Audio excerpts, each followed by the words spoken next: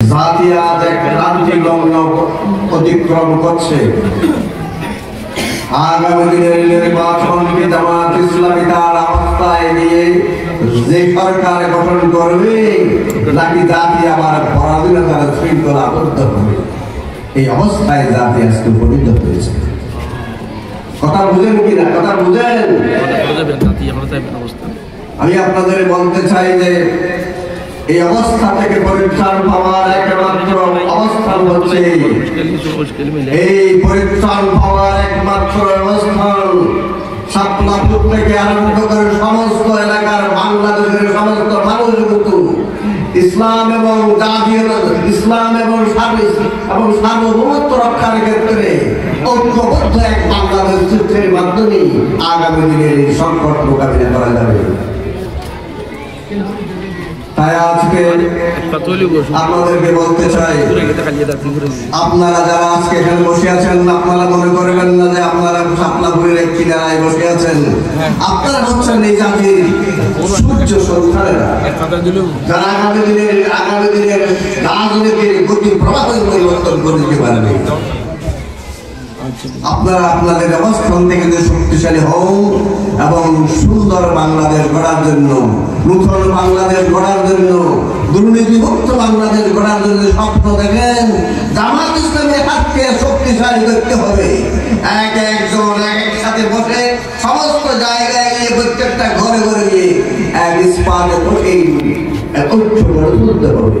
দুনিয়ার আর কোন শক্তি নাই এই ঐক্যকে, আপনাদের যে ঐক্য সৃষ্টি হবে ঐক্যকে নস্যাৎ করে দিতে পারবে। তাই আজকে আমরা আপনাদের কাছে বলতে চাই, সেটা হচ্ছে এটা কথার কথা নয়।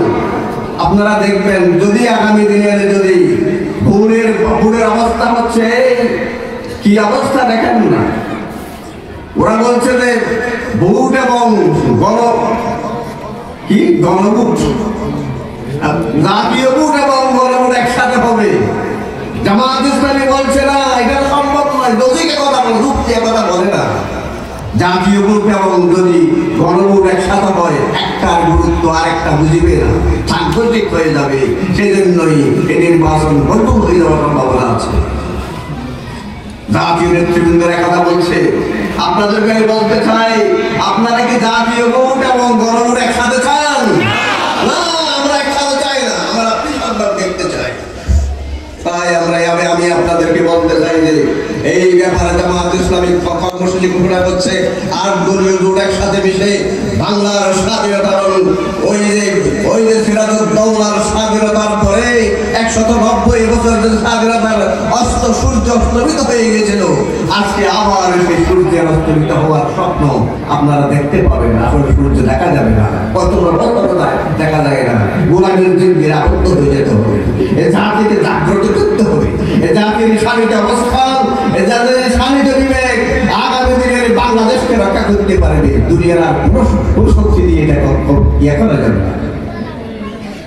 তাই আজকে আপনাদেরকে বলতে চাই, বক্তৃতা করতেছি একটা লাইনে, একটা বক্তৃতা করতে হচ্ছে একটা লাইনে, আপনাদের সাথে রাখবে। আপনারা কি আমাদের সাথে থাকবেন ইনশাআল্লাহ? ভোট নয়, জাতির নেতৃত্ব বদল না, আপনাদেরকে আমাদের দরকার। আপনাদেরকে একই সাথে থাকতে হবে, একইভাবে করতে হবে, একই নির্দেশনায় চলতে হবে, একই নেতৃত্বের আন্ডারে চলে আসতে হবে। মধ্যখানে কোন নেতৃত্বকে আপনারা পাত্তা দিবেন না ইনশাআল্লাহ। তাই আজকে আপনাদের সামনে যে কথাটা বলতে চাই, সেটা হচ্ছে জীবনের প্রত্যেকটা পরতে, জীবনের প্রত্যেকটা কাজে আমরা শুধু আল্লাহর গোলামি করবো, দুনিয়ার সমস্ত গোলামিকে আমরা অস্বীকৃতি জানাবো। তাআলাউ ইলা কালিমাতিন সাওয়াইন বাইনানা ওয়া বাইনাকুম আল্লা না'বুদা ইল্লাল্লাহ। আজকের সম্মেলনে যারা আপনারা এসেছেন, গোলামি শুধু আল্লাহর করবেন, আল্লাহর এই কথার উপর আপনারা স্বীকৃতি দেন, দুনিয়ার সমস্ত গোলামিকে অস্বীকার করবেন।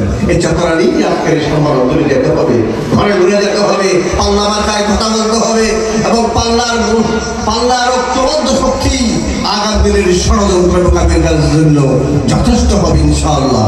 আল্লাহ পাক আপনাদের স্বাস্থ্য ভালো রাখুন, প্রত্যেক ঘরে ঘরে যাওয়ার এই স্বপ্ন বাস্তবায়িত করুন এবং আপনার আগামী দিনের বাংলাদেশ ইসলামী আদর্শের চেতনায় বাংলাদেশ হোক, এই আশাবাদ ব্যক্ত করে আমার বক্তব্য শেষ করছি।